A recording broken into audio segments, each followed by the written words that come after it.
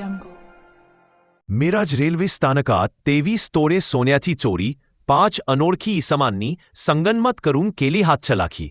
मिरज प्रतिनिधी Gandhidham Bangalore express coach A1 मधून प्रवास करीत असलेल्या प्रवासी रेखा मनोजकुमार मालपाणी सुरत यांच्या ट्रॉली स्वरूपाच्या प्रवासी बॅगेमधील तब्बल 23 तोळे सोन्याच्या ऐवज अनोळखी 5 इसमांनी संगनमत करून लंपास केल्याची गंभीर घटना घडली आहे. या प्रकरणी मिरज रेल्वे पोलिसांत गुन्हा दाखल झाला आहे. मिळालेल्या माहितीनुसार मालपाणी या त्यांच्या मुलगी व बहिणीसह सुरतवरून मिरजकडे गांधीधाम बेंगलोर एक्सप्रेसने 26 नोव्हेंबर 2025 रोजी प्रवास करत होत्या.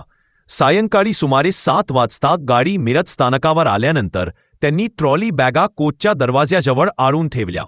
त्यावेळी आणखी एक बॅग मागे राहिल्याने त्या ती आणण्यासाठी परत गेल्या. दरम्यान 5 अनोळखी तरुण दरवाज्याजवळ गर्दी करून उभे राहिले व फिर्यादींच्या बॅगेजवर थांबून मार्ग अडविला.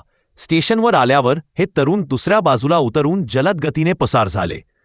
मालपाणी या बॅगेकडे आल्यावर ट्रॉली बॅग खाली पडलेली दिसली.